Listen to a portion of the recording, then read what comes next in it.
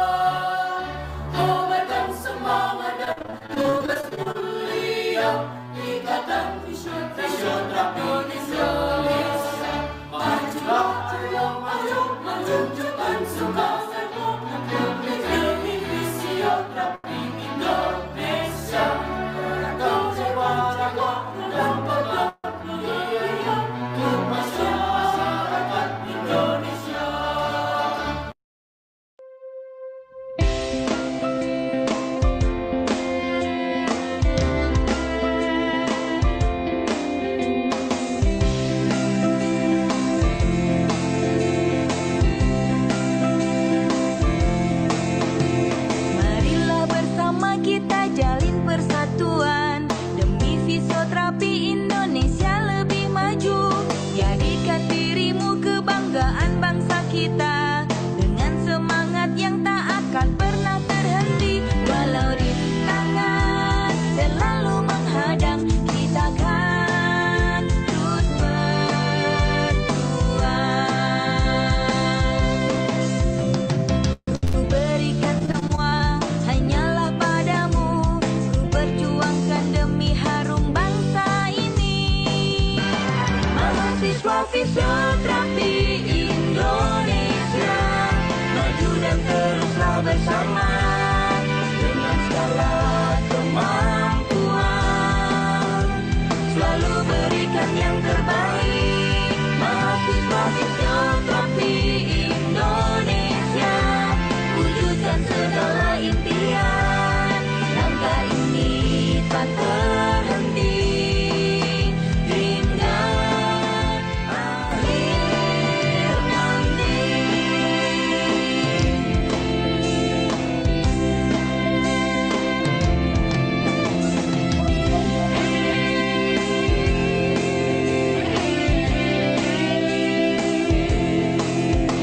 Ku berikan semua hanyalah padamu, ku perjuangkan demi harum bangsa ini.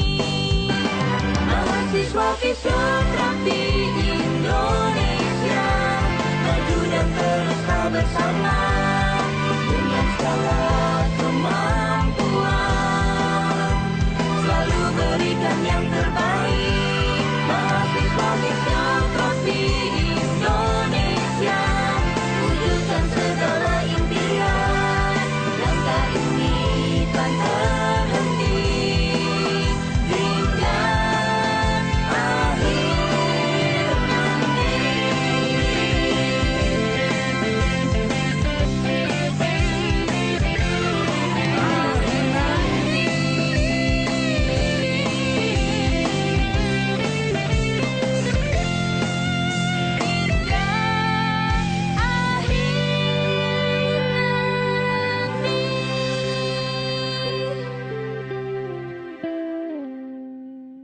Baik, acara selanjutnya sambutan-sambutan. Sambutan pertama oleh Ketua Panitia Pelaksana kepada Saudara Diki Setia Pranata. Dipersilakan. Baik, terima kasih Mbak Deta. Sebelumnya, Assalamualaikum warahmatullahi wabarakatuh. Selamat pagi dan salam sejahtera bagi kita semua. Yang terhormat Ibu Kaprodi S1 Fisioterapi Stikes Telogorejo Semarang, kepada Ibu Mianti Nuriski Sutejo S.Fis MPH, yang terhormat Ibu Hajah Aisyah Lifsantin Naima S.Fis MKos, selaku pembicara webinar hari ini. Yang terhormat Ketua Hima Fisiostikes Telogorejo Semarang, Saudara Gabriel Erik Arifego Nugraha. Yang terhormat Gubernur INFI Wilayah 3, Saudari Intani Danabila. Dan yang terhormat seluruh peserta yang berbahagia. Pertama-tama marilah panjatkan puji syukur atas kehadiran Allah Subhanahu wa Ta'ala yang telah memberikan nikmat yang besar sehingga kita bisa mengikuti acara pada pagi hari ini. Hadirin yang berbahagia, saya selaku Ketua Panitia mengucapkan banyak terima kasih kepada seluruh pihak yang telah mendukung terselenggaranya acara ini. Semoga kita bisa mengikuti jalannya acara dari awal hingga akhir. Untuk pembukaan acara webinar ini, mari sama-sama membaca basmalah. Bismillahirrahmanirrahim. Cukup sekian sambutan dari saya. Wassalamualaikum warahmatullahi wabarakatuh. Waalaikumsalam warahmatullahi wabarakatuh. Terima kasih atas sambutannya kepada Mas Diki Setia Pranata. Selanjutnya sambutan kedua oleh Ketua Hima Fisio Stikes Telogorejo Semarang kepada Saudara Gabriel Erik Arifego Nugraha. Assalamualaikum warahmatullahi wabarakatuh. Shalom, Om Swastiastu, Namo Buddhaya, Salam Kebajikan. Selamat pagi dan salam sejahtera bagi kita semua. Yang terhormat Kaprodi S1 Fisioterapi Stikes Lokodo Semarang, Ibu Mianti Nuriski Sutejo, SPIS MPH. Yang terhormat dosen pembina Hima Fisio Stikes Lokodo Semarang, Ibu Diasi Virkasari, SPIS MFIS. Kemudian yang terhormat juga dari Ketua Panitia Diki Pranata. Kemudian yang terhormat Gubernur INFI Wilayah 3, Saudara Intanida Nabila.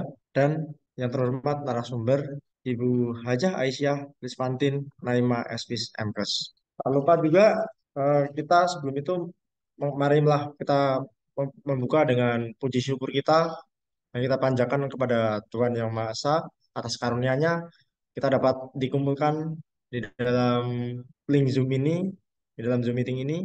Saya selaku Ketua Hima Visio, saya mengucap syukur dan juga terima kasih juga kepada INFI Wilayah 3 yang telah mempercayakan kami sebagai tender Rakerwil 2 ini. Semoga dengan acara ini kita dapat merajut silaturahmi dan juga ilmu yang bermanfaat dan sebagai bekal untuk kedepannya. Terima kasih.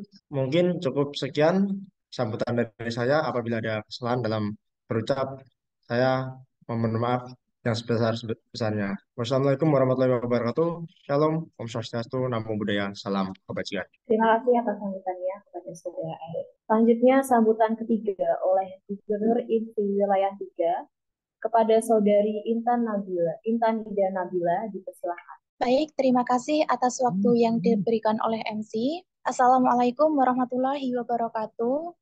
Yang terhormat Ketua Program Studi Fisioterapi Ibu Mianti, MPA IMFI Wilayah 3 Kak Ahmad Aslam Asmi, Gubernur IMFI Wilayah 3 Intanida Nabila, Ketua Hima Fisio Stikes Logorejo Saudara Gabriel Erik, Ketua Pelaksana Rapat Kerja 2 IMFI Wilayah 3 Diki Pranata, dan yang terhormat narasumber webinar Ibu Hajah Aisyah Lifsantin Naim, dan seluruh pengurus IMFI Wilayah 3 dan seluruh panitia pelaksana Raker 2. Pertama-tama, marilah kita panjatkan puji syukur kehadirat Tuhan Yang Maha Esa karena kita dapat melaksanakan rapat kerja IMFI Wilayah 3 ini secara virtual, meskipun kita tidak bertatap muka secara langsung. Salawat serta salam semoga tetap tercurah limpahkan kepada junjungan kita Nabi Agung Muhammad Sallallahu Alaihi Wasallam.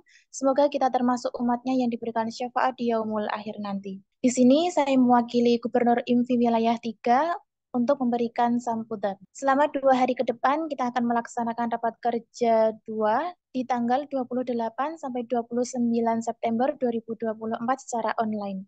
Adapun tujuan rapat kerja ini agar kita dapat mengetahui progres kinerja serta memperkuat koordinasi antar departemen. Rapat kerja hari ini adalah momentum penting bagi kita untuk menilai kinerja dan pencapaian setelah raker pertama. Juga memperkuat kerjasama antara pengurus IMFI yang terpenting dalam memberikan solusi jika terdapat kendala dalam menjalankan program kerja. Adapun tema webinar kali ini mengangkat tema Let's Find the Best Solution in the Remaining Time Together. Dengan harapan, melalui webinar ini bisa menambah khasanah keilmuan kita sebagai calon tenaga fisioterapi dan fisioterapis untuk meningkatkan pemahaman dan keterampilan dalam praktek fisioterapi, serta memperluas wawasan. Dengan demikian, kita dapat memberikan layanan yang lebih baik dan efektif kepada pasien, serta berkontribusi positif terhadap perkembangan bidang kesehatan. Kami berharap hasil dari rapat kerja ini dapat memberikan manfaat bagi anggota IMFI dan masyarakat luas. Dan yang terakhir, dan juga penting, kami mengucapkan terima kasih kepada Hima Fisio Stikes Logorejo yang telah bersedia menjadi tender dan mempersiapkan acara ini. Semoga acara Raker 2 ini berjalan dengan lancar. Kami juga meminta maaf apabila banyaknya kesalahan. Demikian sambutan dari saya mewakili Gubernur IMFI Wilayah 3. Wassalamualaikum warahmatullahi wabarakatuh. Waalaikumsalam warahmatullahi wabarakatuh. Terima kasih atas sambutannya. Selanjutnya sambutan oleh Kaprodi S1 Fisioterapi Stikes Logorejo Semarang, serta sekaligus membuka acara webinar nasional fisioterapi dan rapat kerja wilayah 2 IMFI Wilayah 3 kepada Ibu Mianti Nuriski Sutejo, SPIS MPH. Dipersilakan. Terima kasih untuk kesempatannya. Suara saya apakah terdengar cukup jelas? Terdengar, Ibu. Baik. Bismillahirrahmanirrahim. Assalamualaikum warahmatullahi wabarakatuh. Selamat pagi kepada seluruh peserta webinar nasional fisioterapi dan rapat kerja wilayah 3 2024. Yang saya hormati Hajah Aisyah Lifsantin Naimah, Sarjana Fisioterapi, Magister Kesehatan, selaku narasumber kita pada pagi hari ini. Yang saya hormati Ananda Intani Danabila, selaku Gubernur INFI Wilayah 3. Yang saya hormati Ananda Gabriel Erik, selaku Ketua Himpunan Mahasiswa Fisioterapi Stikes Logorejo Semarang. Yang saya cintai dan saya banggakan Ananda Diki Pranata, selaku Ketua Panitia, serta seluruh peserta yang hadir pada kegiatan hari ini. Serta tidak lupa saya mengucapkan terima kasih kepada rekan-rekan panitia yang telah mempersiapkan acara hari ini dengan sangat baik. Alhamdulillah, puji syukur kita panjatkan akan kehadiran Tuhan Yang Maha Esa karena telah memberikan nikmat, sehat, serta dapat berkumpul. Hal tersebut yang membuat kita dapat berkumpul bersama pada kegiatan Webinar Nasional Fisioterapi dan Rapat Kerja Wilayah 3 2024. Tentunya tadi yang sudah disampaikan oleh MC, hari ini kita ada 2 agenda, yaitu Rapat Kerja Wilayah 3 2024 dan juga Webinar Nasional Fisioterapi 2024. Nah, pada pagi hari ini kita memiliki topik Webinar Nasional Fisioterapi yang sangat menarik, yaitu tentang The Role of Physiotherapists in Patient After Myocardial Infarction, di mana topik ini kurang lebihnya akan membahas tentang bagaimana sih peran fisioterapi dalam menangani pasien dengan kasus pasca myocardial infarct. Nah, kemudian hal itu juga yang menjadi perhatian kita, ya, di mana saat kita menangani pasien dengan gangguan jantung, tentunya kita perlu memperhatikan kembali bagaimana kondisi pasien tersebut. Nah, pembahasan selanjutnya tentunya kita pada webinar ini juga akan membahas terkait bagaimana sih pemberian edukasi yang tepat terhadap pasien dengan gangguan tersebut atau dengan kasus tersebut. Yang tujuannya apa nih? Untuk edukasinya, untuk mengoptimalkan kembali kapasitas fisik tubuh dan membantu pasien untuk dapat kembali melakukan aktivitas sehari-hari. Nah, mungkin penjelasan saya di atas tadi merupakan gambaran besarnya saja. Ya, selanjutnya nanti akan sharing, akan didiskusikan, akan dikupas habis oleh narasumber kita yang luar biasa hebatnya pada kegiatan Webinar Nasional Fisioterapi 2024 pada pagi hari ini. Ya, silakan untuk teman-teman peserta webinar, ya, jika selama penjelasan atau sesi diskusi atau penyampaian materi ada yang kurang jelas atau poin-poin yang kurang jelas bisa ditanyakan selama sesi tanya jawab. Ya, besar harapan saya untuk teman-teman yang hadir dapat memperhatikan materi yang disampaikan oleh narasumber dengan baik, sehingga apa? Sehingga ilmu yang disampaikan dapat menambah wawasan dan pengetahuan untuk kita semua dalam apa? Dalam menangani pasien dengan kondisi tersebut. Oke, akhir kata dari saya sekaligus membuka kegiatan Webinar Nasional Fisioterapi tahun 2024. Ya, semoga teman-teman tetap menjaga semangatnya dari awal kegiatan sampai kegiatan selesai. Ya, tetap semangat untuk peserta dan panitia. Saya izin membuka untuk kegiatan Webinar Nasional Fisioterapi tahun 2024. Ya, semoga kegiatan pada pagi hari ini diberikan kelancaran dan kesuksesan selalu. Oke, saya akhiri. Wassalamualaikum warahmatullahi wabarakatuh. Selamat pagi, terima kasih. Waalaikumsalam warahmatullahi wabarakatuh. Baik, selanjutnya kita ada sesi dokumentasi bersama Ibu Kaprodi. Dimohon peserta webinar untuk on kamera dan menggunakan background yang telah disediakan. Ibu Mia, mohon maaf, kita akan ada sesi dokumentasi. Kiranya Ibu berkenan untuk on kamera. Teman-teman, tolong untuk on kamera, kita akan dokumentasi. Ayo teman-teman, siap untuk slide yang pertama. 1, 2, 3. Oke, selanjutnya slide kedua. 1, 2, 3. Selanjutnya slide yang ketiga. Ini belum pada on cam ya. 1, 2, 3. Oke, baiklah, tidak perlu berlama-lama lagi. Langsung saja kita memasuki sesi acara utama kita pada hari ini, yaitu materi dengan tema The Role of Physiotherapist in Patient After Myocardial Infarction oleh narasumber Ibu Hajah Aisyah Hussanti Naimah, SWIS MKes. Untuk selanjutnya saya serahkan ke moderator. Oke, terima kasih kepada rekan saya Mbak Titis yang sudah memberikan kesempatan pada saya. Assalamualaikum warahmatullahi wabarakatuh. Shalom, Om Swastiastu, Namo Buddhaya, salam kebajikan. Selamat pagi teman-teman semuanya, apa kabar?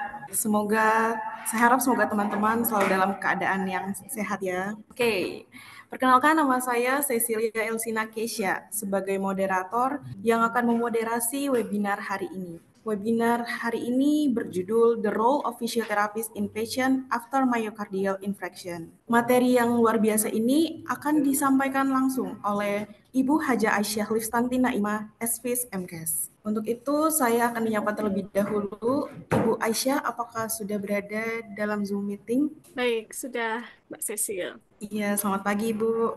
Bagaimana kabarnya, Bu? Alhamdulillah, sehat. Oke. Baik Ibu, sebelumnya izinkan saya untuk membacakan kurikulum vitae dari Ibu terlebih dahulu. Oke, saya akan membaca kurikulum vitae dari Ibu Aisyah. Nama lengkap Aisyah Hussanti Naimah, SWIS MKes. Tempat tanggal lahir Tegal, 10 Desember 1993. Pendidikan terakhir dari Ibu Aisyah Magister Kesehatan dan saat ini beralamat di Klasemen RT 01 RW 08 Tonggalan Klaten Tengah. Untuk nomor HP di sini ada 0899 3735 227 dengan email aisyahlistantin@gmail.com. Riwayat pendidikan 2008 hingga 2011, bersekolah di SMA Negeri 3 Klaten, 2011 hingga 2015, Sarjana Fisioterapi Universitas Muhammadiyah Surakarta 2016 hingga 2018, Magister Kesehatan Bidang Ilmu Kesehatan Olahraga Universitas Airlangga Surabaya. Riwayat pekerjaan 2015 hingga 2018 menjadi tenaga kependidikan Institut Ilmu Kesehatan Bakti Wiyata Kediri, 2019 hingga 2021 dosen fisioterapi Institut Ilmu Kesehatan Bakti Wiyata Kediri, dan dari 2022 hingga sekarang menjadi dosen fisioterapi Akademi Fisioterapi YAB Yogyakarta. Untuk riwayat organisasi dari 2021 hingga sekarang mengikuti organisasi Ikatan Fisioterapi Indonesia sebagai anggota. Untuk pemateri atau narasumbernya pada tahun 2022 menjadi narasumber pada Seminar Nasional Fisioterapi 2022-2020 dengan judul Respiratory Health During COVID-19 Problems, Physiological and Intervention, Fakultas Kesehatan IIK Bakti Wiyata Kediri. Kemudian untuk publikasi ilmiah yang terakhir pada tahun 2023, hubungan ekspansi sangkar toraks terhadap VO2 max dan kapasitas vital paru pada mahasiswa. Kemudian untuk pengabdian masyarakat terakhir pada tahun 2023 di fisioterapis event WPTD deteksi dini dan screening skoliosis Klaten. Berikutnya untuk workshop dan training pada bulan Oktober hingga November 2019 menjadi peserta pada training course on Tuina and Acupuncture for Developing Countries 2019 di Beijing, Cina. Kemudian yang terakhir seminar dan workshop sebagai panitia pada bulan September hingga Oktober 2020 pada Seminar Nasional Fisioterapi IIK Bakti Wiyata Kediri 2020.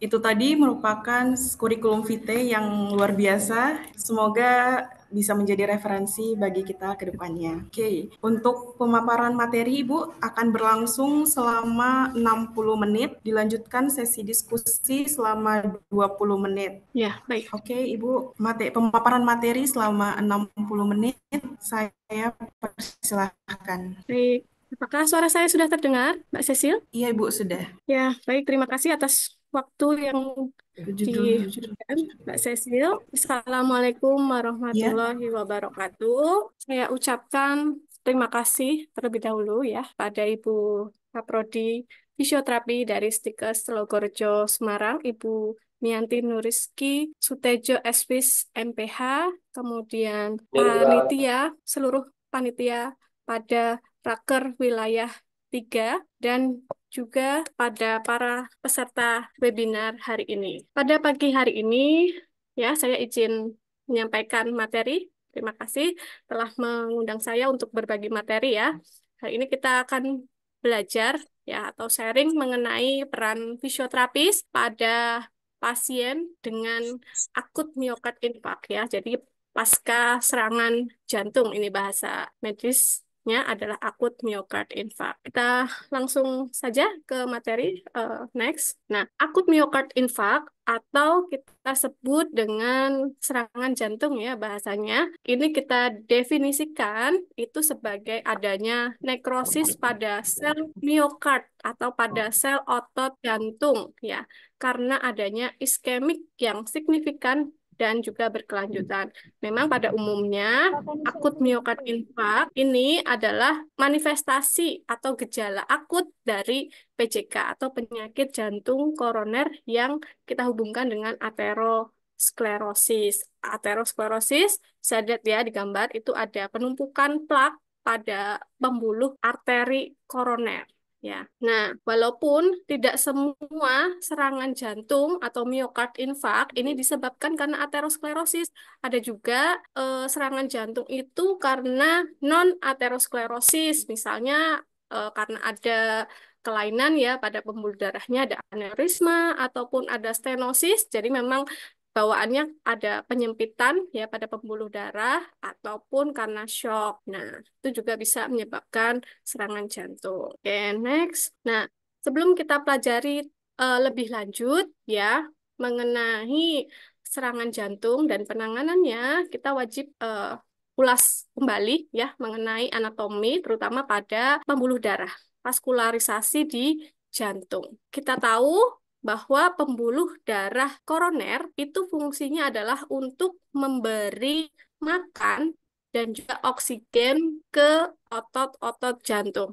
Kita bisa lihat ya di gambar bahwa ini pembuluh darah koroner itu akarnya semua itu dari aorta ya. Ini dari aorta ya, ada pembuluh darah koroner kiri dan juga pembuluh koroner di kanan. Nah, ini tadi pembuluh darahnya dia akan memberi makan dan oksigen buat ke otot-otot jantung buat berkontraksi. Ya, tadi kan jantung itu kan fungsinya adalah untuk memompa darah ke seluruh tubuh. Nah, kalau misalnya ada masalah di otot jantungnya atau ada penyempitan, ada iskemik ya, penyempitan karena sumbatan, itu bisa menyebabkan oksigen itu tidak tercukupi di otot-otot jantung. Sehingga jantung itu bisa memompa lebih keras, memompa lebih cepat ya. Dan kalau tidak mampu bisa mengalami nekrosis jaringan otot jantung. Oke. Untuk penjelasan saya apakah terlalu cepat atau tidak? Nanti takutnya saya kecepatan atau gimana nanti bisa di itu ya bilang ya.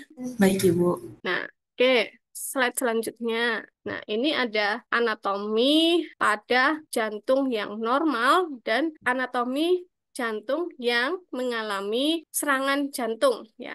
Bisa dibedakan ya, mana yang normal dan mana yang sedang mengalami serangan jantung. Jadi kalau misalnya di hasil scan itu tuh terlihat pada sel-sel otot jantungnya itu mengalami hitam-hitam ya. Jadi ada kelihatan. Ini kan kalau dari gambar seperti ini kan kelihatan biru ya, karena dia bengkak, ada peradangan di sini. Nah, tapi kalau di hasil scan itu kelihatan hitam-hitam. Jadi otot jantungnya itu pada mati atau nekrosis ya. Jadi menghitam. Nah, ini gambaran pada jantung yang sedang mengalami miokard infark. Ya, kalau normal darah dari koroner lancar ya, tidak ada sumbatan. Kalau terjadi serangan jantung apabila ada iskemik atau penyempitan pembuluh darah di arteri koroner. Nah, ini ya. Siapakah yang beresiko? Slide selanjutnya. Oh, untuk epidemiologi ya. Epidemiologi dulu. Epidemiologi pada penyakit jantung. Nah, kenapa kita perlu ya mendalami kasus ini? Karena prevalensi penyakit jantung itu semakin bertambahnya umur, bisa dilihat ya, itu semakin meningkat persentasenya, baik itu laki-laki maupun perempuan di wilayah perkotaan atau pedesaan ya. Jadi memang ada timeline aterosklerosis ya, timeline aterosklerosis atau penimbunan lemaknya tadi loh. Kenapa kok bisa sampai menyumbat sehingga bisa apa namanya mengurangi ya atau mengurangi aliran oksigen ke otot jantung. Nah, ini karena setiap tahunnya mulai dari kita lahir ya, itu sudah mulai terjadi aterosklerosis ya, tapi perlahan-lahan nggak langsung timbul plak atau aterosklerosis. Jadi memang ada timelinenya per dekade. Jadi setiap bertambahnya umur, maka aterosklerosis ini semakin menumpuk ya atau semakin banyak sehingga presentasi penyakit jantung itu juga akan semakin tinggi. Nah, di Indonesia, di Indonesia kita lihat ya bahwa penyakit jantung ini berdasarkan Riskesdas tahun 2018, itu Indonesia memiliki 1,5% di sini penyakit jantung. Penyakit jantung itu berarti secara keseluruhan ya, tidak sendiri-sendiri misalnya miokard infark atau PJK atau gagal jantung, penyakit jantung bawaan, ini secara penyakit jantung secara keseluruhan. Kalau kita berada di wilayah Jateng ya, Jateng dan juga DIY, maka ini presentasenya juga tinggi ya, hampir sama rata-rata di Indonesia. Oke, kita next. Nah, sebelum ke faktor resiko ya yang saya jelaskan tadi bahwa ini adalah proses dari akut miokard infark. Bagaimana perjalanan penyakit sampai terjadinya serangan jantung. Dimulai dari mana? Awal mulanya, karena tadi ya ada aterosklerosis. Ada timeline atau perjalanan dari aterosklerosis. Jadi adanya penumpukan lemak ya, itu bisa menyebabkan pembuluh darah arteri menyempit dan juga mengeras. Nah, salah satu resiko ya arteri itu menjadi menyempit dan juga mengeras, tidak elastis lagi, ya itu misalnya karena kencing manis atau diabetes mellitus membuat pembuluh darah ya yang di arteri yang tadinya elastis menjadi mengeras, tidak elastis lagi. Nah, kemudian apabila sudah terjadi penyempitan, tidak elastis lagi, maka jantung itu akan kekurangan oksigen. Kalau kekurangan oksigen, maka apa yang terjadi kompensasinya? Jantung itu akan memompa lebih keras ya, memompa atau bekerja keras ya supaya tidak terjadi iskemik. Nah, kalau fungsinya aja sudah terganggu, sudah berupaya untuk memompa lebih keras, akan menyebabkan terjadinya iskemik miokard lokal ya. Jadi sifatnya ini masih sifatnya sementara, belum terjadi perubahan yang irreversible. Nah, tapi kalau ini dibiarkan apabila lebih dari 30 sampai 45 menit ya dari iskemik tadi, maka akan terjadi yang namanya kerusakan sel yang sifatnya irreversible atau kematian jaringan ya. Jadi yang gambar di awal tadi ya bahwa apabila sudah terjadi nekrosis atau kematian jaringan, maka ototnya itu akan memar atau bengkak tadi. Jadi biru, sianotik namanya. Next, lagi. Nah, selama 24 jam pertama ya, maka akan timbul suatu respon ya, adanya respon inflamasi. Tadi kan otot jantungnya dia meradang ya, ada inflamasi. Maka yang timbul itu si enzim di jantung itu ada enzim ya kreatin. Maka ketika dicek lab, maka enzim-enzim itu akan meninggi. Nah, karena enzim ini akan dilepaskan oleh sel-sel nekrosis tadi. Karena adanya sel nekrosis ya, maka jantung itu melepaskan enzim. Jadi nanti kelihatan cek lab ya, cek apa kreatin itu dia akan tinggi. Nah, itu berarti tandanya sel otot jantung itu sedang mengalami peradangan di 24 jam pertama. Oke, kita bisa lanjut. Nah, siapakah yang beresiko terkena penyakit CHD atau coronary heart disease atau penyakit arteri koroner ya. Walaupun tadi yang saya bilang di awal bahwa penyakit ini, serangan jantung ini itu tidak serta-merta karena hanya aterosklerosis, non-aterosklerosis juga bisa menyebabkan serangan jantung. Tapi beberapa faktor resiko ini ya ada dua sifatnya, yang bisa dimodifikasi dan yang tidak bisa dimodifikasi. Apa aja faktor resiko yang sifatnya tidak bisa dimodifikasi, seperti usia lanjut ya, itu kan degeneratif, jadi kita tidak bisa mengubah usia, ataupun jenis riwayat keluarga yang punya penyakit yang sama. Kemudian faktor resiko yang sifatnya bisa kita modifikasi, bisa kita rubah. Contohnya ada hiperlipidemia atau kolesterol, ya kita bisa mengubah dengan pola hidup atau berhenti merokok, ya. Hipertensi kita kontrol tekanan darahnya, diabetes kita kontrol gulanya dengan diet ya. Kalau ada obesitas, ada asam urat, kemudian sedentary life ya. Jadi itu masih bisa kita modifikasi dengan melakukan latihan fisik serta berhenti untuk mengkonsumsi alkohol, dan masih banyak lainnya yang bisa dimodifikasi kecuali tiga ini ya, tiga di atas. Nah, next, oke. Bagaimana kita bisa mengetahui ya kalau pasiennya ini ada serangan jantung? Nah, kita bisa mengenali tanda dan gejala miokard infarct atau serangan jantung. Yang pertama adalah nyeri dada ya. Nyeri di dada itu ada kualitasnya ya, ada kualitas nyeri. Kualitas nyerinya yang bagaimana? Seperti rasa tertekan ya atau tercekik ya. Jadi ada sensasinya, kualitas nyerinya itu seperti ditekan-tekan, kemudian atau seseknya itu karena penuh gitu ya. Kemudian sifat nyeri itu juga menjalar kalau pada serangan jantung. Bisa menjalar sampai ke rahang, sampai ke bahu, lengan maupun punggung. Nah, ini ada beberapa tempat ini ya nyeri, kejalaran nyeri pada gangguan jantung. Kemudian ada dyspnea ya, kemudian tidak nyaman pada bagian epigastrik ya, mungkin seperti emah gitu ya, karena ada rasa penuh di bagian tengah torak sehingga tidak nyaman pada epigastriknya. Diaforesis, selalu berkeringat, sinkop ya, pingsan, ataupun kematian jantung mendadak. Nah, ini gejala miokard infarct atau serangan jantung itu sebenarnya bisa kita kenali ya, tapi apabila tidak ada penyulit, tidak ada komplikasi selain dari murni karena jantungnya.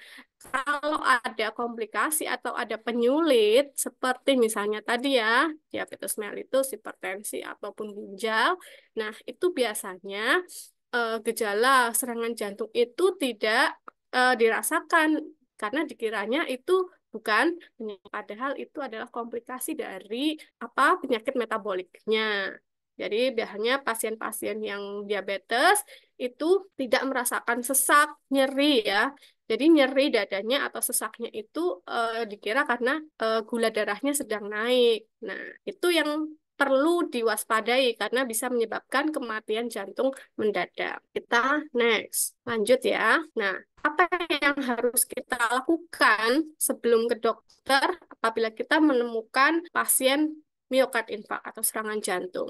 Nah, yang paling penting di sini adalah memeriksa kesadaran pasien ya. Jadi pasiennya ini sadar atau tidak sadar, karena banyak pasien yang meninggal ya itu dalam 1 jam setelah gejala tadi, tanda gejala miokard infarct itu timbul. Nah, jadi ada injury time-nya, jadi 1 jam pos serangan jantung ya, kita harus meriksa kesadaran pasien. Lanjut. Nah, ini apabila terjadi serangan jantung, pastikan memang keluhan yang dirasakan atau tanda gejalanya memang khas serangan jantung.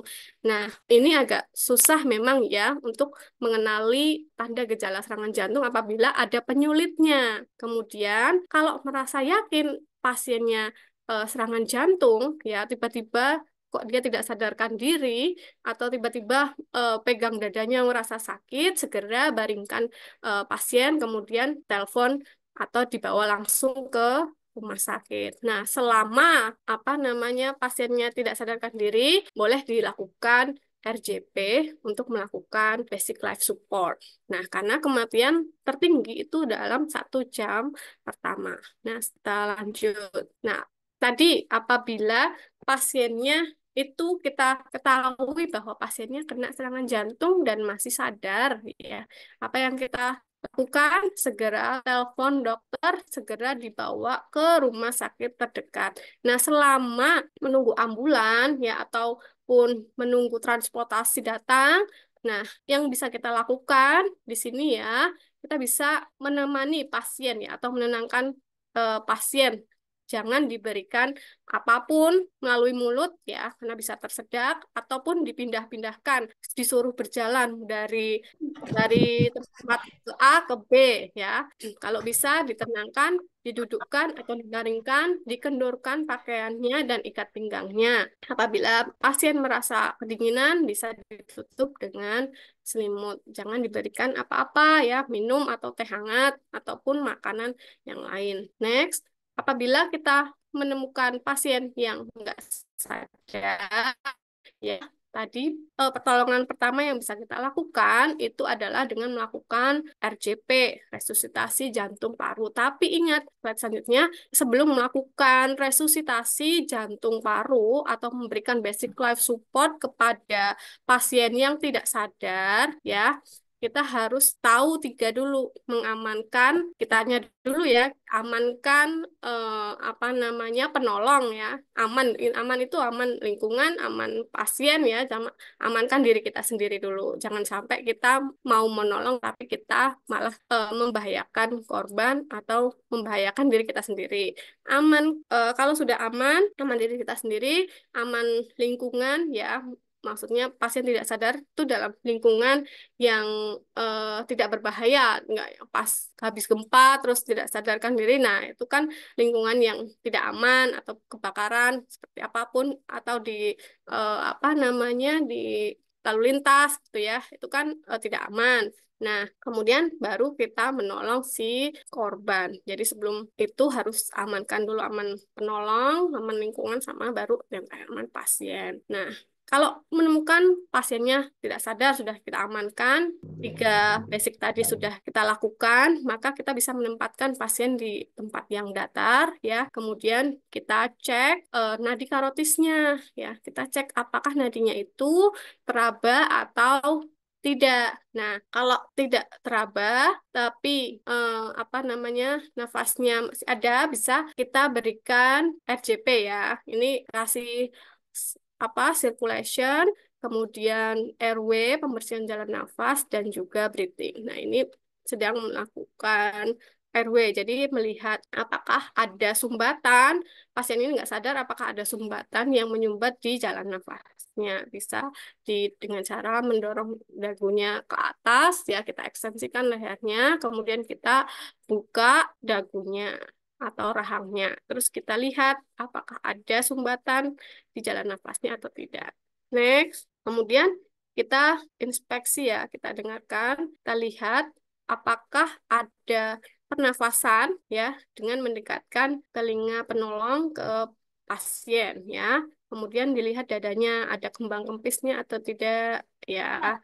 Kemudian dicek tadi airway-nya, jalan nafasnya, mungkin ada makanan ataupun gigi palsu pada penderita, kemudian baru bisa kita berikan pertolongan. Next, kalau sudah tadi ya dicek, dikasih nafas buatan ya, kalau misalnya nafasnya tersengal-sengal tapi ada nadi ya, itu bisa diberikan nafas buatan selama 10-20 kali per menit. Kalau sudah tanda vitalnya sudah lancar ya, ada nadi dan ada nafas ya minimal, maka kita bisa memposisikan pasien yang tidak sadar ini itu dalam posisi recovery supaya menjaga agar jalan nafasnya tetap terbuka sambil menunggu pertolongan datang. Next. Nah, Nah ini kalau nafasnya tadi ya berhenti, bisa kita kasih ventilasi atau penafas buatan. Pertama tadi cek, ini slide-nya kebalik ya, ini yang harusnya di awal dulu.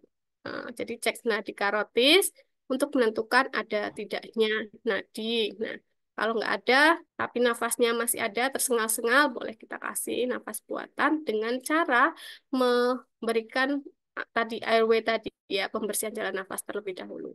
Next. Nah, kalau tidak nadi maupun eh, pernafasan, kita bisa melakukan resusitasi jantung paru ya dengan meletakkan 2 jari di atas ulu hati, tangan tegak lurus ya. Lakukan kompresi selama 30 kali dan 2 kali nafas buatan. Itu baru 1 siklus.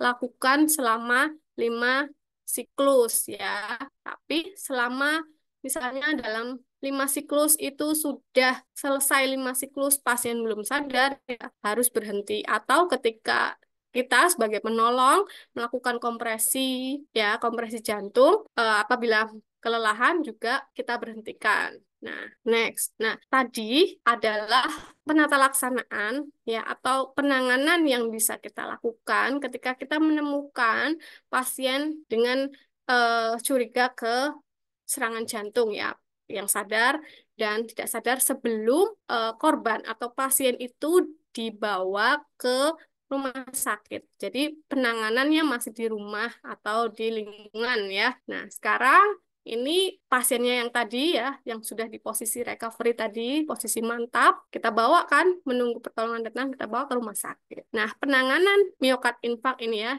ini yang di rumah sakit. Ada 4 penanganannya, yaitu penanganan obat-obatan, kemudian ada interferensi koroner perkutaneus atau kita sebut PCI. Nah, PCI ini dengan memberikan bahasanya apa ya, ring jantung ya. Kita sering nggak dengar pasiennya habis operasi pemasangan ring jantung. Nah, ini adalah pasti atau stenting dengan pemberian ring jantung. Atau kalau misalnya PCI ini tidak bisa dilakukan ataupun gagal, maka bisa dilakukan revaskularisasi bedah yang kita sebut dengan CABG, cangkok pintas arteri koroner atau koroner arteri bypass grafting. Nah, ini tapi tentu kita tidak menangani ketiga ini ya, baik itu obat-obatan, PCI, maupun CABG. Kita berperannya di sini masih di rumah sakit, ada di rehabilitasi jantung, peran fisioterapis, atau infak.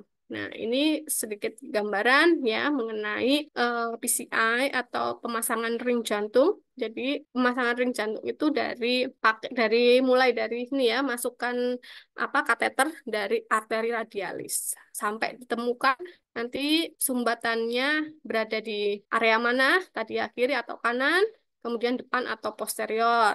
Nah, baru setelah itu kateternya tadi sudah bawa balon ya, kemudian diinflasi ya, dikembangkan, kemudian ringnya dipasang di situ. Ataupun ketika revaskularisasi bedah menggunakan CABG ya, ini tentu yang namanya juga cangkok pintas arteri ya, jadi membuat pintasan arteri di koroner dengan mengambil vein graft atau mengambil vena yang ada di kaki, biasanya ya, paling banyak vena scapulosus ya, tapi ya nggak selalu ya, kadang nek ada pasien dengan komplikasi kardiovaskuler yang lain ya, misalnya ada varises ya, maka tidak bisa diberikan cangkoknya ngambil vena yang mengalami varises, kan malah gagal lagi ya. Jadi bisa diambil di bagian lengan gitu ya, atau di bagian vena arteri lain.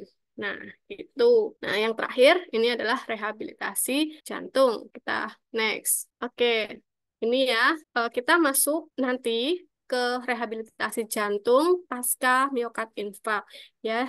Apa sih rehabilitasi jantung? Jadi definisinya adalah program yang memang disupervisi secara medis untuk meningkatkan kesehatan dan kesejahteraan individu yang mengalami masalah jantung. Nah, masalah jantung itu nggak hanya yang tadi ya, ada miokard infark atau serangan jantung atau pos apa tadi pemasangan ring ataupun CABG, tapi juga bisa digunakan pada pasien-pasien yang jantung bawaan, kemudian gagal jantung, kemudian repair katup ya, ganti katup. Nah, itu juga masuk ke rehabilitasi jantung pasca penanganan. Nah, dalam rehabilitasi jantung itu kan namanya program yang disupervisi. Jadi programnya itu tuh banyak, ada 4 ya. Yang pertama adalah evaluasi medis ya. Evaluasi medis ini ya berarti tentang status kesehatan pasien. Yang kedua adalah program latihan. Program latihan di sini adalah latihan fisik ya. Nah, perannya kita di sini nih program latihannya ada, kemudian ada edukasi dan konseling. Makanya rehabilitasi jantung karena dia itu program, maka itu ada yang namanya tim rehab jantung. Nah, tim multidisiplinnya apa saja? Jadi nggak hanya fisioterapis ya.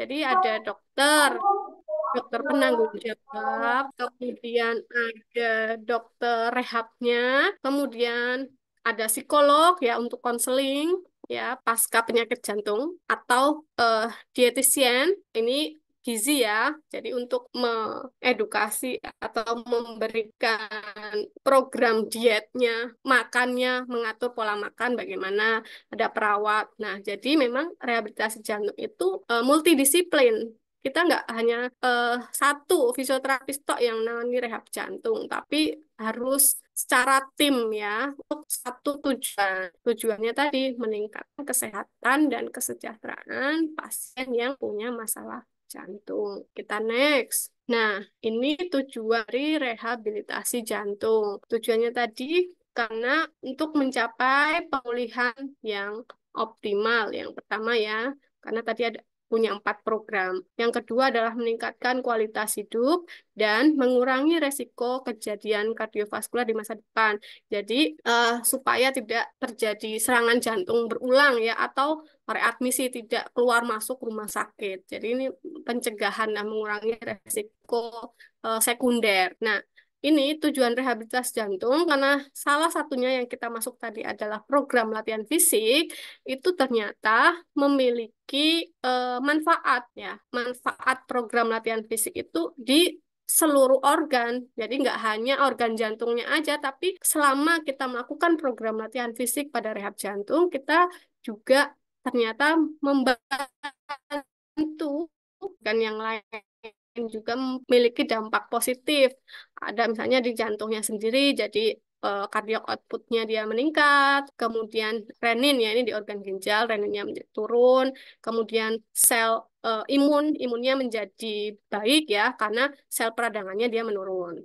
Kemudian orang yang punya diabetes mellitus kencing manis ya dengan kita programkan latihan fisik bisa menurunkan kadar insulinnya terlepas dari obat-obatan yang diberikan ya. Jadi memang ada jalur lain ya pada aktivitas fisik ya untuk menurunkan resisten insulin. Ada juga peningkatan pada serabut otot ya pada muskuloskeletalnya dan terakhir pada bagian organ respirasinya ya. Jadi sesak nafasnya menjadi berkurang atau sudah tidak sesak lagi karena ventilasinya baik. Oke, next. Nah, sekarang kita melakukan asesmen dan juga evaluasi pasien pasca akut miokard infark ya. Nah, ini pasien pasca AMI ini baik dilakukan PCI atau tadi CABG ataupun tidak ada tindakan sama sekali ya. Jadi kan kadang penanganannya beda-beda ya, tergantung ada penyulitnya atau tidak. Nah, sebelum itu ada diagnosis fungsi berdasarkan ICF atau International Classification of Function.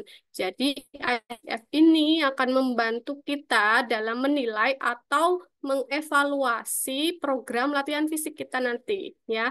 Ini saya ambilkan contoh kondisinya adalah coronary heart disease ya atau PJK tadi. Nah, jadi di ICF ini ya itu kan meliputi fungsi tubuh, aktivitas ya, hambatannya di aktivitas apa, hambatan di masyarakat apa, sama faktor di lingkungan. fungsionalnya bagaimana. Misalnya body functionnya adalah energi and drive ya. Misalnya gangguan fungsi tubuhnya menjadi turun, misalnya kemampuan memori, energi and drive ya. Misalnya struktur di kardiovaskulernya, bagian muskuloskeletalnya, gitu. Kemudian sensasi nyerinya. Kemudian hambatannya di aktivitas meliputi misalnya berjalan, kemudian bawa barang berat ya, ataupun berkeliling. Nah, untuk yang partisipan ini berarti hambatan yang ada di masyarakat atau sosial ya, seperti kerjaan, rekreasi ya, ataupun hiburan. Nah, ini juga faktor lingkungan dan juga faktor personal itu juga masuk ya ke dalam ICF karena juga merupakan hambatan ya, hambatan juga keterbatasan ya, melihat misalnya faktor lingkungan, ada social support, misalnya di keluarganya pasiennya itu udah usia lanjut, seorang diri di rumah, jadi kesulitan hambatannya, misalnya kesulitan untuk periksa, nggak ada yang nganter gitu. Nah, itu salah satu faktor yang ada di lingkungan ataupun faktor personal ya, tadi ada usia lanjut,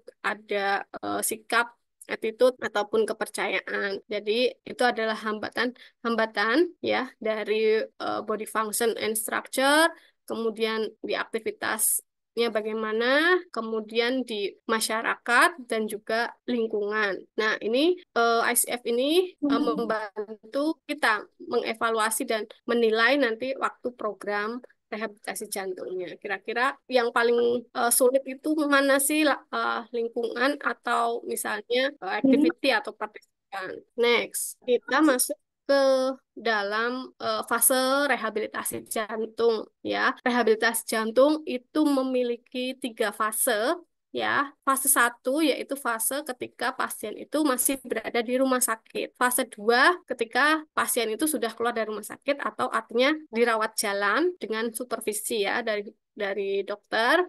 Dan ketiga adalah fase 3 maintenance. Ini adalah fase pemeliharaan seumur hidup. Nah, kita lanjut untuk yang fase pertama. Pada umumnya, fase rehabilitasi jantung sendiri itu memiliki apa ya, program latihannya itu sifatnya adalah individual dan holistik ya. Jadi kita nggak bisa menyamakan program latihan antara pasien satu sama pasien A dan B dan C gitu ya. Jadi ini saya buat dosisnya atau fasenya ini cenderung ke yang umum, jadi tanpa penyulit ya, tanpa ada komplikasi. Nah, misalnya di fase 1 itu adalah pasien dirawat inap post miokard infark ya ini. Nah, di fase 1 atau rawat inap ini kita harus melakukan early mobilization ya setelah kondisi hemodinamik pasien itu stabil.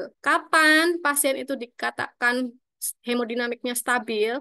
Nah, karena tadi manifestasi dari miokard infark itu adalah nyeri dada, sesak nafas ya, maka kita harus cek kestabilan pasien apabila 8 jam pasca miokard infark atau pasca serangan jantung, pasien sudah tidak ada nyeri dada, ya, ataupun hasil labnya tidak ada kenaikan enzim kreatin lagi setelah 8 jam pasca miokard infark, itu bisa dikatakan hemodinamiknya pasien stabil. Nah, saat itulah kita perlu melakukan early mobilization. Apa aja yang kita lakukan sebagai fisioterapis di sini? Nah, ada levelnya ya. Jadi level di hari pertama misalnya habis pasien datang ke IGD, kemudian serangan jantung kan ya, habis serangan jantung ke IGD, kemudian dilakukanlah tindakan entah itu CABG ataupun PCI tadi pemasangan ring jantung. Nah, habis itu kan pasien ini akan dirawat secara intensive care ya, biasanya di ICCU, intensive care unit. Nah, selama di ICU itu pasien hari pertama itu harus komplit bed rest ya. Nah, complete bed rest artinya pasien ini melakukan exercise itu dalam kondisi tirah baring atau tiduran ya. Nah, boleh dilakukan 24 jam sampai 48 jam. Pokoknya lihat dulu kondisi pasien sampai kondisinya itu stabil ya. Ingat tadi kriteria hemodinamik stabil bagaimana. Apabila setelah 8 jam itu tidak ada gejala dari miokard infarknya. Nah, apabila sudah stabil ya di hari pertama pasien boleh kita latih untuk melakukan breathing exercise ya untuk misalnya mengurangi nyeri ya atau mengurangi sesak nafas. Nah, misalnya habis CABG. CABG itu kan tadi ada pencangkokan ya, ambil arteri, ditaruh di koroner. Nah, itu dengan cara apa? Dengan bedah terbuka, bedah torak atau sternotomi, bedah terbuka torak. Nah, makanya perlu dilakukan breathing exercise untuk apa namanya mengurangi sesak nafasnya. Apalagi yang bisa dilakukan selain breathing exercise, kita bisa melakukan ROM atau active range of motion. Nah, ini aromnya bertahap ya, jadi jangan langsung ke sendi-sendi besar. Kita pakai sendi-sendi kecil dulu, mulai dari foot ya, jari-jari kaki, ankle, bisa apa, plantar dorsal, versi berputar, kemudian dan instrumen ya seperti genggam, membuka jari-jari, kemudian membuka menutup telapak tangan. Nah, itu sendi-sendi kecil. Itu hari pertama. Jangan melakukan aktivitas fisik yang apa ya namanya. Karena kita tahu kan tadi pasiennya itu habis cedera. Cederanya itu di jantungnya. Jadi walaupun kita merasa latihannya kan cuma latihan cuma apa rom aja gitu kan. Tapi bagi pasien itu sudah mengganggu kestabilan hemodinamiknya gitu ya. Jadi kita bertahap dulu. Pertama ya kasih breathing exercise, kasih ROM, sendi-sendi kecil. Nanti baru day 2 ya, hari kedua kita boleh memberikan latihan duduk. Latihan duduknya ini juga bertahap 1 sampai 2 jam dulu lah sehari. Jangan banyak-banyak ya. Baru nanti kita progres sittingnya. Jadi sambil dipantau apa tanda-tanda vitalnya. Karena ini kan tadi masih di intensive care unit. Baik, kemudian baru kita lakukan aktif range of motion di sendi besar. Ada hip, knee, shoulder, elbow, ya. Kita lakukan aktif range of motion. Kemudian boleh lakukan aktivitas di atas bed, posisi duduk apa main HP ya boleh. Kemudian pokoknya aktivitas ringan ya yang di atas bed. Nggak boleh turun dulu dari bed. Nanti day 3 sampai day 5 ya, kita baru melakukan latihan, tapi ya juga bertahap. Jadi misalnya latihan standing ya, jadi berdiri di luar bed dulu, baru kalau udah jalannya jalan di ruangan dulu, baru ke koridor, baru nanti levelnya ditingkatin jadi step up atau naik turun tangga 1 lantai, tapi dengan supervisi. Oke, next. Nah, ini dosis latihan fase 1 ya, tapi ini saya ambil dari mana resep-resepan latihan fisik. Jadi memang ada intensitasnya, misalnya pasca miokard infark tanpa operasi ya. Jadi ada intensitasnya, kita pakai heart rate, kemudian heart rate-nya nggak boleh melebihi 20 kali dari heart rate istirahat. Atau setelah pasca operasi, heart rate-nya tidak boleh melebihi 30 dari heart rate istirahat. Nah, atau kita juga boleh menentukan intensitasnya dengan apa namanya dari pasien ya. Jadi karena kan tadi ada pasien yang simptomatik dan asimptomatik. Jadi kalau misalnya pasiennya asimptomatik, nggak punya gejala nyeri, sesak, berdebar-debar, nah kita boleh pakai dari toleransi pasien. Pak, saya capek, ya, nah gitu. Jadi itu boleh digunakan sebagai intensitas. Kemudian durasi, nah durasi latihan nggak boleh lama-lama ya, maksimal 5 menit ya setiap latihan. Nah, totalnya adalah 20 menit di fase 1. Kemudian frekuensinya mobilisasi awal dilakukan 3 sampai 4 kali per hari. Tapi kan waktunya 3 sampai 5 menit aja. Nanti jadi secara keseluruhan dalam 1 hari itu waktu latihannya 20 menit. Lanjut nanti 2 kali per hari. Nah, kita next. Nah, ini pemantauan rehab jantung di fase 1. Jadi ada evaluasi ya. Tadi pasiennya habis cedera jantungnya. Jadi selama bedside exercise ya, kita wajib memonitor atau self-care monitor dengan pantauan monitor yang ada di samping bed ya. Kan kalau di ICU pasti ada monitor seperti ini ya. Nah, ini ada heart rate-nya, heart rate istirahatnya berapa. Nah, ketika kita melakukan walaupun latihan ringan seperti tadi nekuk, fleksi hip, fleksi knee, ya tiba-tiba heart rate-nya naik, ya kita wajib berhenti latihannya. Berarti apa namanya terjadi peningkatan heart rate karena latihan. Kemudian kita juga bisa memantau EKG ya selama latihan fisik. Nah, ini apakah ketika latihan ada nggak perubahan EKG? Misalnya kalau AMI itu kan ada peningkatan gelombang ST ya, elevasi ya. Jadi ketika latihan ada nggak muncul nggak perubahan EKG-nya? Terus yang penting juga ada saturasi oksigen. Kita melihat saturasi oksigen gimana waktu kita berikan latihan. Ketika latihan jangan sampai terjadi penurunan saturasi oksigen di bawah 4% ya. Misalnya 90 terus jadi 86 ya. Jangan sampai malah nanti pasiennya sesak. Nah, kemudian kita bisa lihat juga ada suhu. Nah, itu self-guide monitornya dengan lihat dari monitor. Next. Nah, evaluasi juga di rehab jantung fase 1 ada low level exercise test. Ya, ini digunakan sebagai screening terakhir sebelum kita keluar dari rumah sakit. Jadi, sebelum keluar dari rumah sakit itu ada syaratnya. Syaratnya apa? Syaratnya pasien itu bisa mencapai 4 meds. Ya, 3 lah, 3 minimal 3 sampai 4 meds atau pasien bisa naik turun tangga 1 lantai. Nah, ini kalau pakai low level exercise test bisa menggunakan treadmill, tapi kalau tersedia ya di rumah sakit, kadang kan nggak semua rumah sakit itu ada fasilitasnya. Nah, bisa juga menggunakan apa selain treadmill? Bisa pakai ergo cycle, bisa pakai 6-minute walking test ya, yang nggak perlu peralatan yang banyak, itu juga bisa digunakan sebagai screening di sebelum keluar dari rumah sakit. Next, yang kedua, kita masuk ke fase 2 atau rawat jalan. Jadi, setelah tadi pasiennya di ACC pulang sama dokter, maka pasien ini akan pemulihan di rumah selama 2 sampai 6 minggu. Nah, baru setelah pasiennya sudah lebih stabil, kita boleh memulai fase 2 program rehab jantungnya.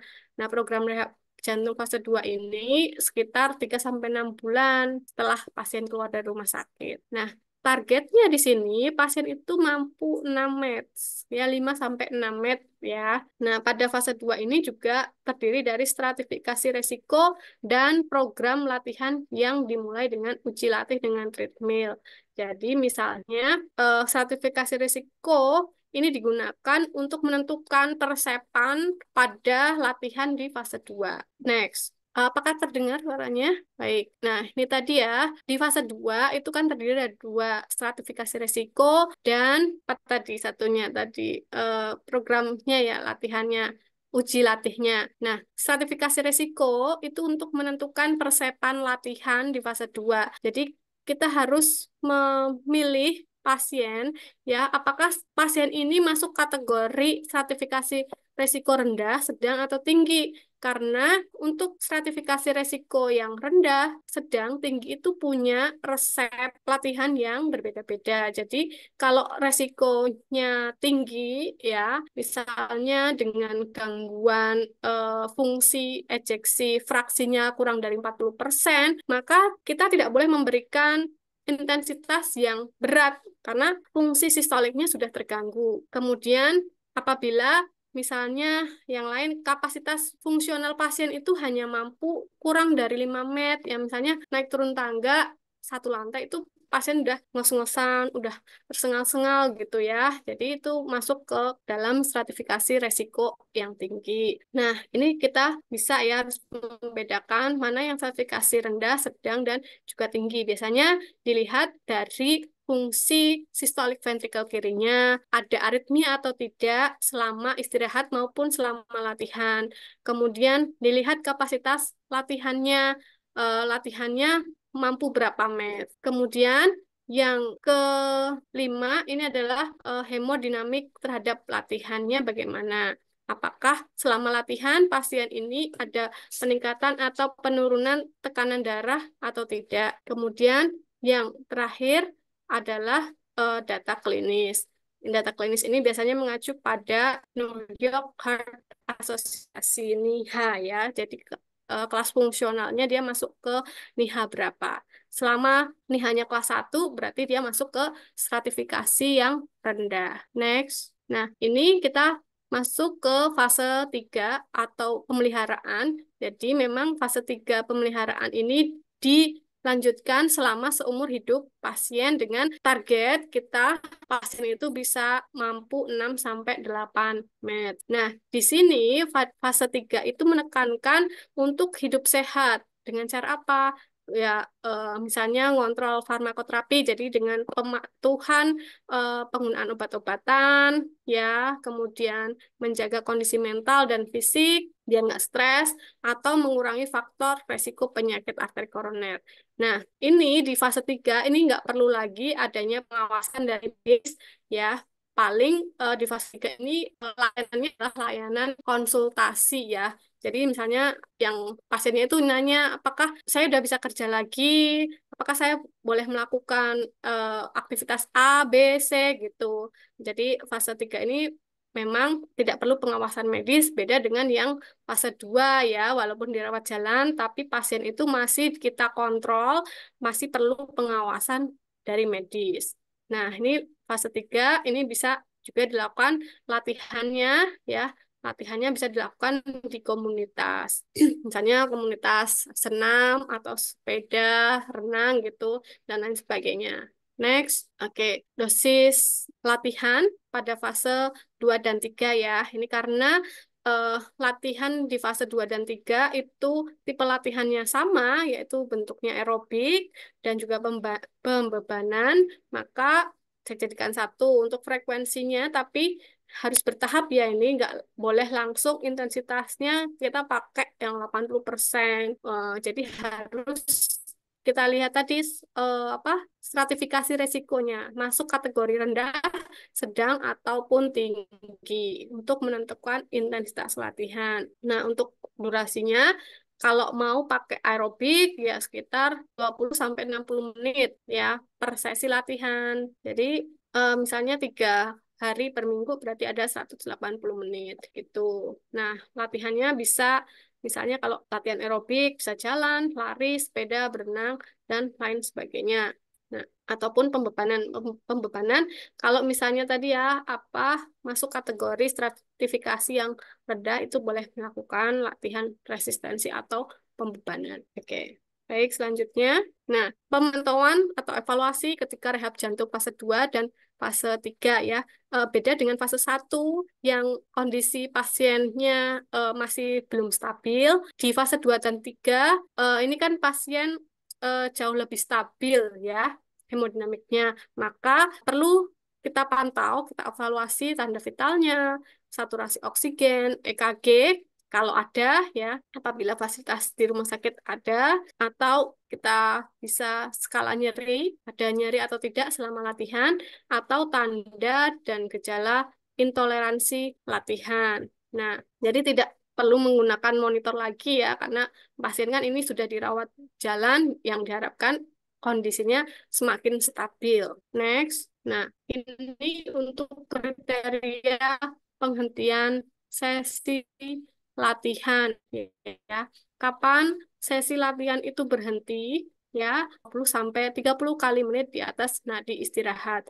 Jadi kayak misalnya tadi ya di fase 1 kita melakukan hanya latihan duduk tetapi nadinya terus meningkat lebih dari 20 sampai 30 kali dari nadi istirahatnya. Maka kita wajib stop. Terus kita evaluasi lagi kenapa kok pasiennya sudah stabil tapi nadinya meningkat. Artinya ini kan berarti ada indus ya. Jadi heart rate-nya dia meningkat karena aktivitas fisiknya. Terus yang kedua adalah nadi menurun hingga di bawah nadi istirahat ya. Misalnya jadi bradikadi, misalnya nadi istirahatnya 60, kemudian 60 kan batas bawah malah jadi turun jadi 50.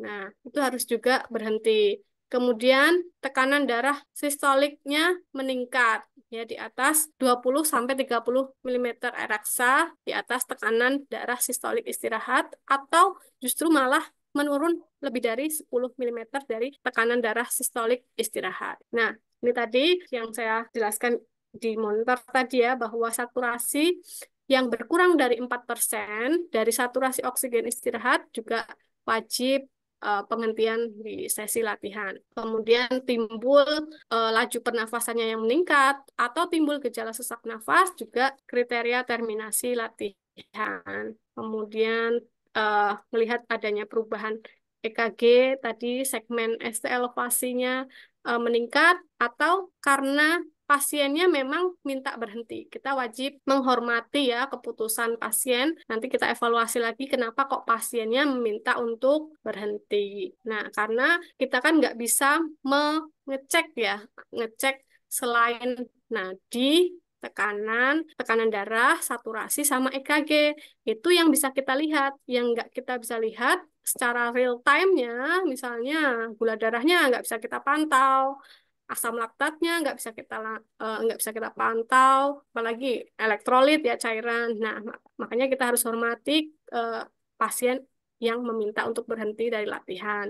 Nanti tinggal kita evaluasi lagi. Kemudian tanda subjektif intoleransi latihan apabila ada pasien mengeluh sesak, nyeri, pucat, pusing, kelelahan, itu juga kriteria terminasi sesi latihan. Lanjut, terakhir ini slide terakhir ini yang perlu kita waspadai ya. Jadi ini lebih ke edukasi aja ya, rehabilitasi jantung pasca operasi.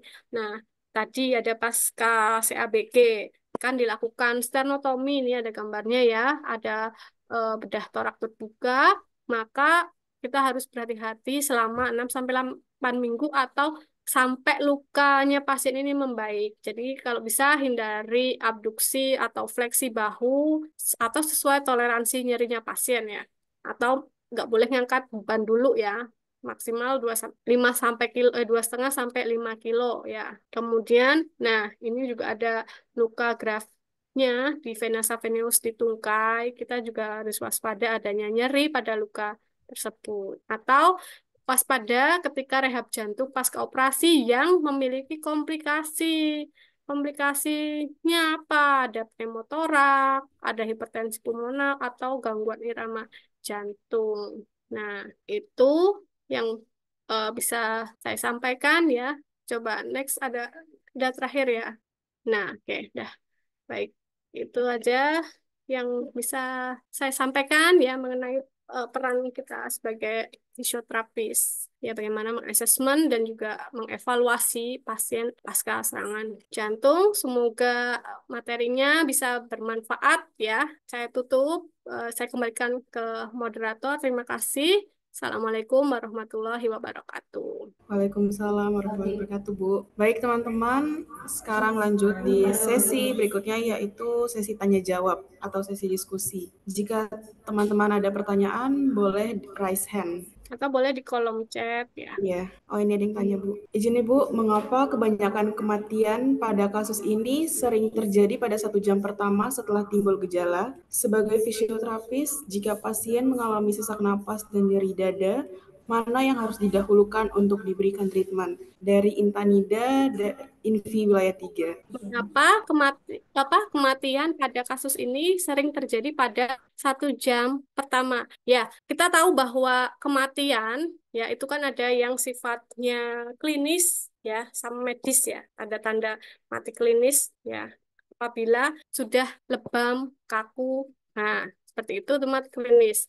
Nah, tapi kalau kematian yang sifatnya medis itu apabila selama 1 jam pertama atau itu masih bisa kita kembalikan fungsinya ya dengan cara apa tadi? Dengan cara basic life support. Nah, sudah saya jelaskan tadi di patologi kematiannya pada 1 jam pertama bentar, tadi bisa coba di share apa ini ya di bagian patologi, coba patologi pada miokard infarct ya, bahwa terjadi iskemik ya atau penyempitan miokard lokal yang masih sifatnya sementara. Tapi ketika sudah lebih dari 30 menit 30-45 menit itu terjadi kerusakan sel yang irreversible. Artinya kalau lebih dari 1 jam terah 1 jam baru-baru ini ya, maka itu injury time-nya. Nah, masih bisa dikembalikan ya. Masih dikembalikan artinya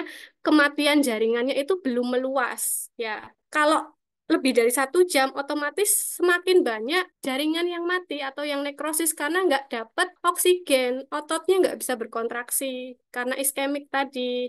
Nah, gitu ya. Makanya ini tadi perubahan yang reversible atau sementara itu kurang dari 30 menit. Apabila sudah terjadi 30 menit, 45 menit, maka akan terjadi nekrotis atau kematian jaringan yang sifatnya irreversible. Artinya semakin lama kita tidak ditangani, maka akan semakin banyak sel ototnya yang apa namanya yang mati gitu ya. Jadi bisa menyebabkan kematian karena kita kan butuh oksigen ya. Oksigen berarti masih bisa kita tangani dalam 1 jam pasca miokard infark gitu. Bisa dipahami? Apakah Mbak Intan bisa diterima jawabannya? Oh, ada pertanyaan ini ya, pertanyaan yang kedua ya. Apabila kita sebagai fisioterapis, jika pasien mengalami sesak nafas dan nyeri dada, mana yang harus didahulukan? Nah, tadi juga saya sudah menyampaikan ya bahwa manifestasi klinis dari miokard infark itu salah satunya adalah nyeri dada, sesak nafas. Nah, kita harus cari tahu dulu nih, ini benar-benar murni karena sakit jantungnya atau ada komplikasi lain ya, misalnya kalau sesak nafas itu kan nggak hanya kardionya ya, tapi pulmonya itu juga kena ya. Apakah pasiennya ini punya eh, riwayat paru obstruktif atau hipertensi pulmonal ya yang menyebabkan pasien itu sesak nafas. Nah, itu yang pertama. Kalau misalnya sesak nafas dan nyeri dadanya murni karena penyakit parunya, ya berarti itu jadi satu ya, treatmentnya. Pasiennya sadar atau nggak sadar. Kalau sadar, ya segera dibawa ke rumah sakit. Kalau nggak sadar, kita bisa melakukan apa tadi, PLS ya, resusitasi jantung parunya. Nah, nanti kalau misalnya pasca penanganan, jadi masuk ke rehabilitasi jantung, kita mau menangani yang mana dulu. Kita nggak bisa satu-satu menangani problematik sesak atau nyeri dadanya ya. Itu karena itu adalah manifestasi klinis. Nah, kita menanganinya adalah fungsionalnya, fungsinya gitu. Apa bisa diterima atau ada yang mau ditanyakan kembali? Teman-teman, apakah ada pertanyaan lagi? Ada yang mau ditanyakan lagi? Baik. Ayo teman-teman, kalau tidak ingin raise hand, boleh di chat di kolom chat aja. Ya, kalau malu nggak apa-apa di chat. Nggak ada, berarti sudah paham semua ya. Ibu izin saya bertanya. Belas atau belas? Ya, boleh. Oke, Bu. Bagaimana sih peran fisioterapis dalam mendukung pemulihan pasien dengan infark miokard akut? Oke, peran fisioterapis dalam penanganan ini. Mendukung pemulihan pasien. Ya, jadi peran fisioterapis itu ada berapa? Mulai dari preventif, ya, promotif dulu, preventif, kemudian kuratif, ya, baru rehabilitatif.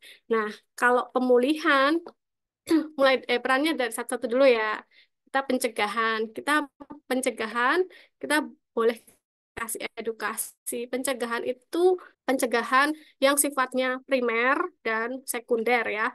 Kalau primer berarti belum kejadian nih, belum kejadian. Apa yang harus peran kita sebagai fisioterapis supaya tidak terkena serangan jantung? Ya, modifikasi gaya hidup, berhenti merokok, kemudian atur gula darah. Itu peran fisioterapis yang preventif ya, mencegah yang primer. Kalau mencegah yang sekunder, sekunder berarti pasiennya sudah kena serangan jantung. Gimana caranya supaya pasien itu nggak kena lagi, nggak masuk rumah sakit lagi ya. Banyak loh pasien yang udah kena serangan jantung, terus serangan jantung berulang.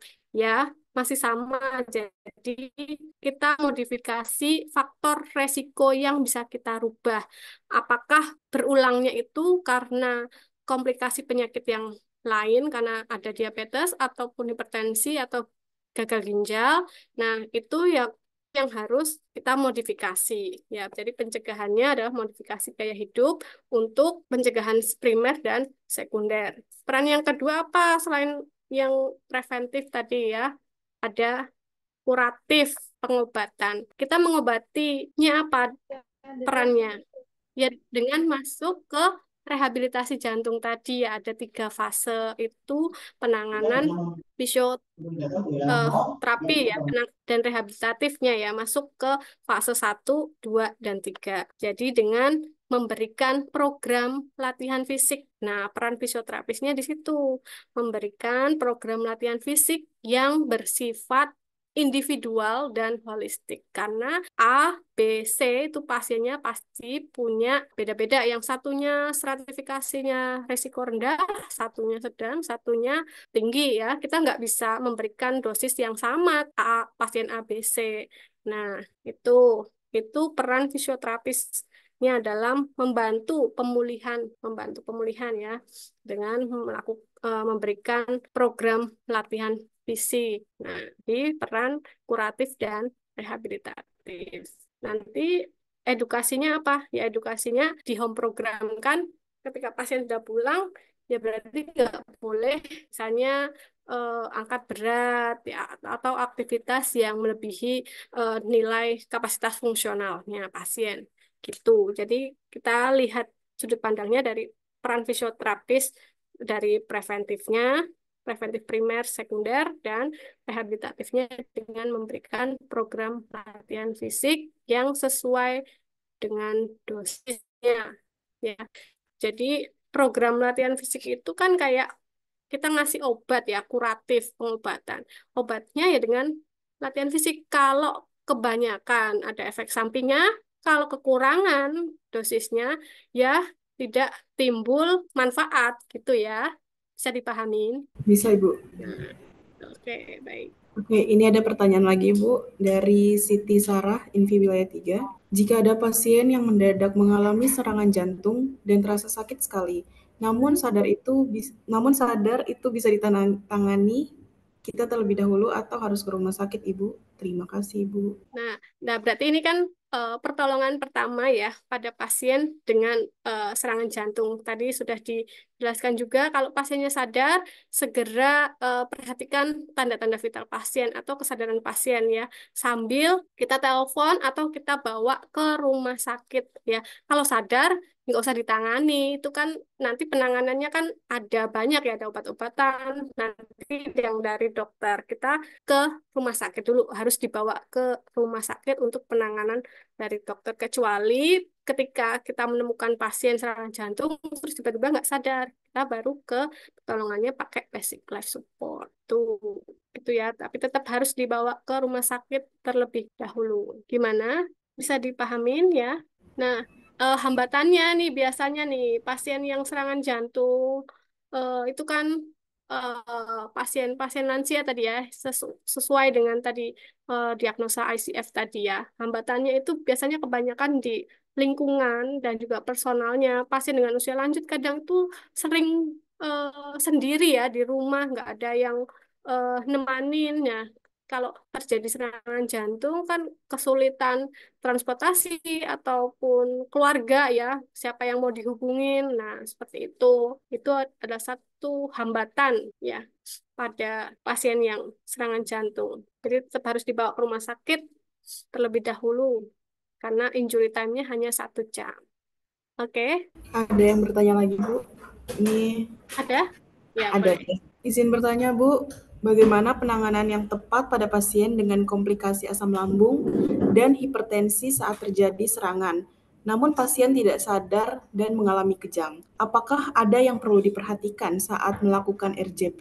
Di mana pasiennya ada penyulitnya, ada komplikasinya.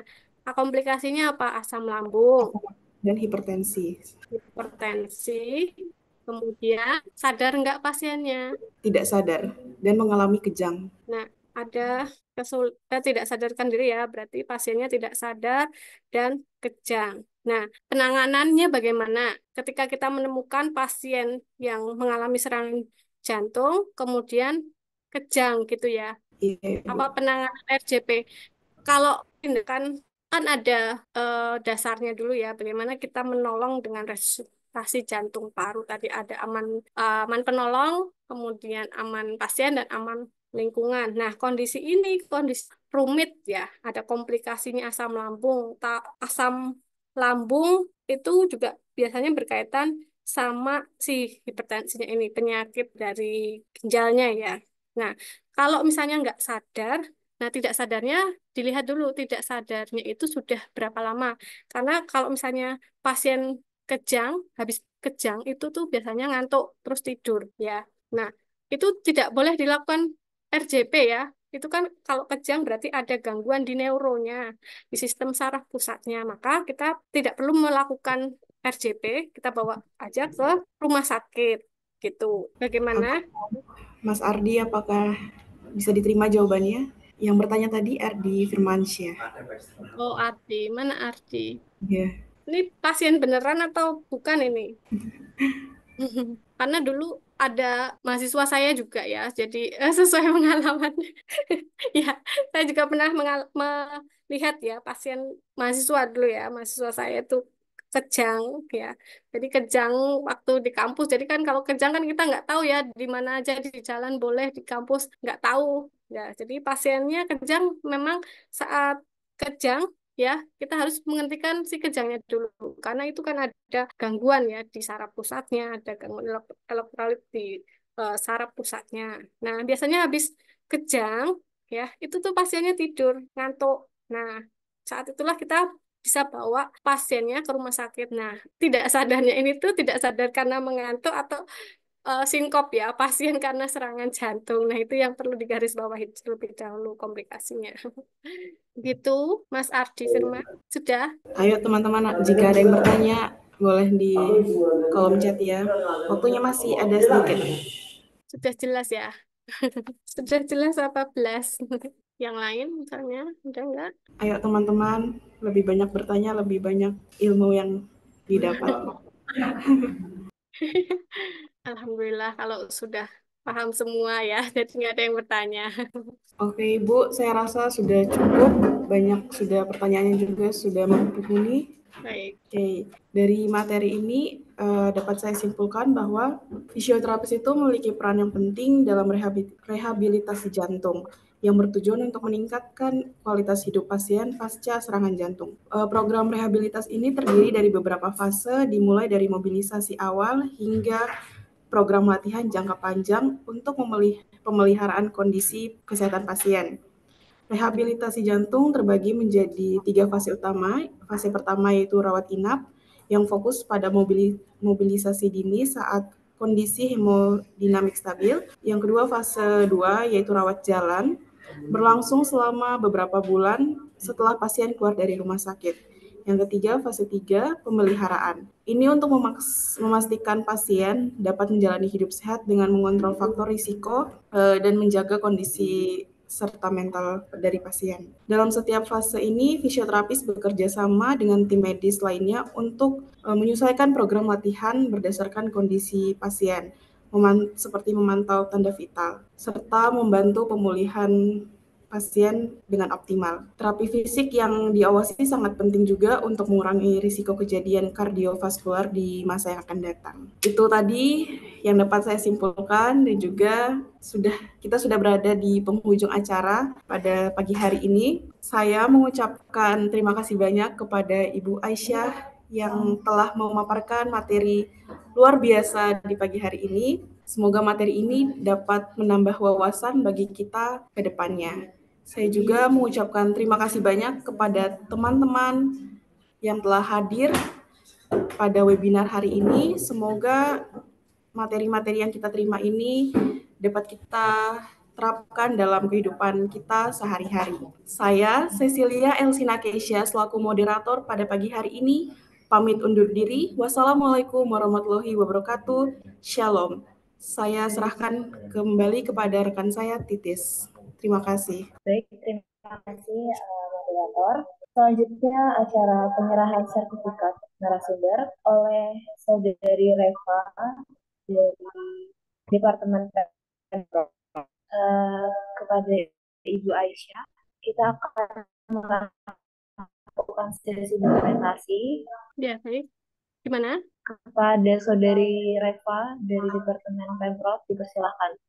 Kita sekalian melakukan dokumentasi, dimohon para peserta untuk on kamera. Baik, kita langsung mulai dokumentasi saja.